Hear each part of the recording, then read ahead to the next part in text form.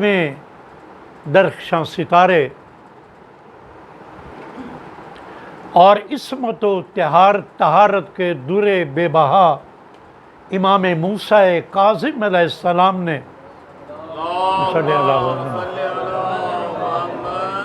امام جعفر صادق علیہ السلام کے خانوادہ رسالت میں آنکھ کھولی، اس طرح کہ آپ کے آنے سے گلشن علم و معرفت میں بہار آ گئی۔ یہ واقعہ ہے 7 صفر کا۔ یہ مہینہ جو مختص ہے ذکر حسین ابن علی سے، اس میں ایک یہ خوشی کا دن ہے جو ولادت امام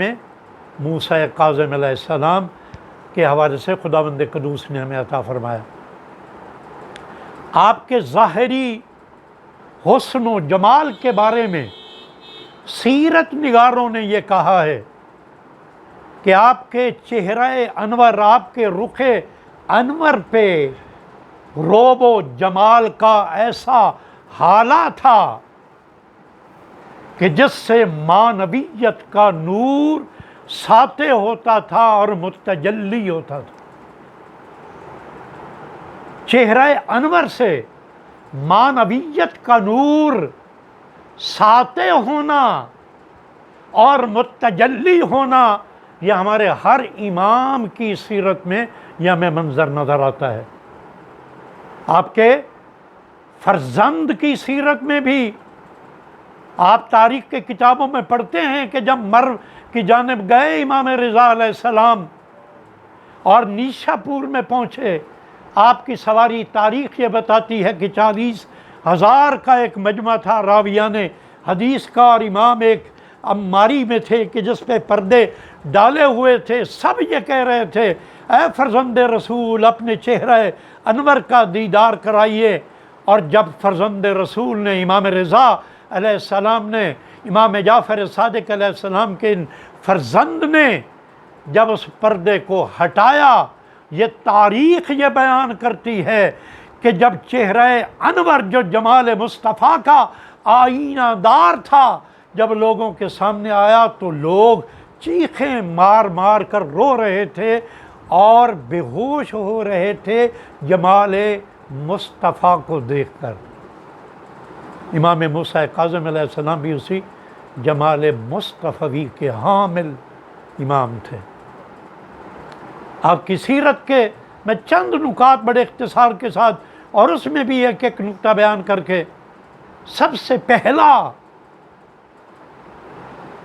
جو مرحلہ تھا امام کے سامنے، وہ مشکل ترین عرصہ میں، مشکل ترین ماحول میں منصب امامت کو سنبھالنا۔ امام موسیٰ کاظم علیہ السلام نے جب منصب امامت کو سنبھالا تو اگر آپ کے مطالعہ میں ہے اور مطالعہ میں نہیں ہے اور یہ پہلی دفعہ سن رہے ہیں، تو آپ کے لیے یہ مقام حیرت ہوگا کہ امام موسیٰ کاظم علیہ السلام کے منصب امامت پر فائز ہوتے ہی مکتب تشیع 6 حصوں میں تقسیم ہو گیا۔ اس وقت دامن وقت میں گنجائش نہیں ہے امام کی ولادت کے حوالے سے جب مرحلہ آیا، مثلا جناب اسماعیل پہ ایک گروہ نے اختلاف کیا، وہ اسماعیلی بنے۔ کچھ نے جناب اسماعیل کے فرزند محمد پہ اختلاف کیا، وہ بھی الگ ہو گئے۔ کچھ امام موسیٰ کاظم علیہ السلام کے ایک بھائی کے حوالے سے بھی الگ ہو گئے، حتیٰ کہ کچھ لوگوں نے یہ عقیدہ بنا لیا کہ امام جعفر صادق علیہ السلام مہدی آخر الزمان تھے اور سلسلہ امامت ان پر ختم ہو گیا۔ ان مشکلات میں امام نے منصب امامت کو سنبھالا اور اپنے والد گرامی کے اس مکتب علمی کو سنبھالا جس میں ہزاروں کی تعداد میں طالبان علم موجود تھے۔ مرکز علمی یعنی مسجد نبوی مدینہ منورہ میں۔ جہاں پہ نہ جانے کتنے مفتیان اور مفسرین کی تربیت کا کام ذمہ تھا امام موسیٰ کاظم علیہ السلام کے سامنے. آپ نے کامل توجہ دی. یہ بات میں سیرت ائمہ معصومین علیہ السلام میں اکثر کہا کرتا ہوں کہ جب بھی کسی معصوم کی سیرت کا مطالعہ کریں تو چند نکات آپ کے ذہن میں ہونے چاہیے. یہ دیکھنا ہوگا کہ اس امام کا عرصہ امامت کس حکمران کے دور میں ہے، کیونکہ ہر حکمران کا ظلم کا انداز اور تھا، اور اسی ظلم کے انداز کے مطابق ائمہ خدا کا طریقہ تبلیغ بھی الگ الگ ہمیں نظر آتا ہے. امام موسیٰ کاظم علیہ السلام کے سامنے اپنے والد گرامی کا وہ چھوڑا ہوا عظیم المرتبت وہ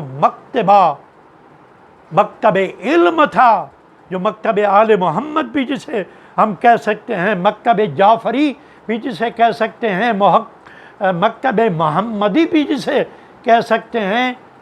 کہ اصل میں اسلام کی شناخت کا مرکز وہی تھا. ایک اور بات جو آج تمام ائمہ معصومین کی سیرت میں نظر آتی ہے، ہر معصوم امام نے یہ کوشش کی کہ وہ مرکز علمی یعنی مدینہ منورہ میں قیام پذیر رہیں. وہ مسجد نبوی میں اور ممبر نبی خاتم صلی اللہ علیہ وآلہ وسلم کے اللہم صلی علی محمد کے وارث کی حیثیت سے وہ مدینہ میں موجود رہیں تا وقت کہ حکومت وقت انہیں مجبور نہ کر دے. لہذا امام نے بھی مدینہ کو اس وقت چھوڑا ہے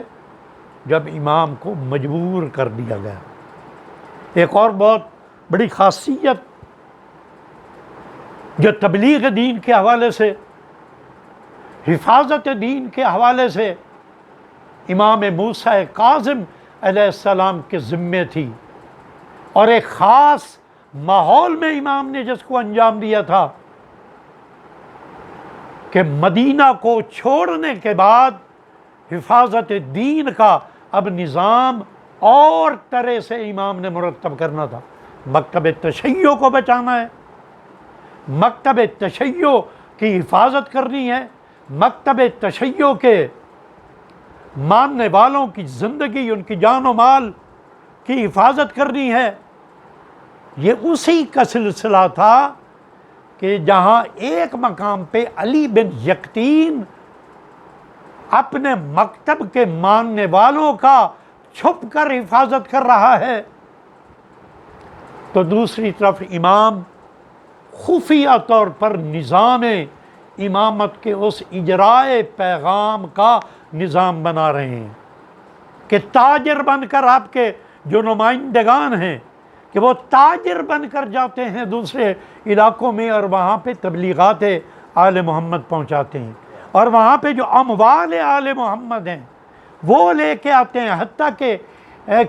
ایک آپ کا ایسا نمائندہ ہے کہ جو روغن کا کام کرتا ہے، تیل کا کام کرتا ہے، وہ دوسرے علاقوں میں وہ روغن لے کے جاتا ہے اور واپسی پہ آل محمد کے ماننے والوں سے اموال آل محمد یعنی خمس لے کر ان برتنوں میں چھپا کر امام تک پہنچاتا ہے. یہ مشکل نظام خمس کو رائج کیا امام موسیٰ کاظم علیہ السلام نے، اور یہ بتایا کہ اگر مشکل ترین وقت بھی ہو تو نظام خمس میں کوئی خلل نہیں آنا چاہیے. آج اس آسانی کے دور میں بھی اگر ہم نظام خمس کی جانب متوجہ نہیں ہوتے تو گویا ہم سیرت ائمہ معصومین کی جانب متوجہ نہیں ہیں. ایک دفعہ بلند صلوات پڑھیے.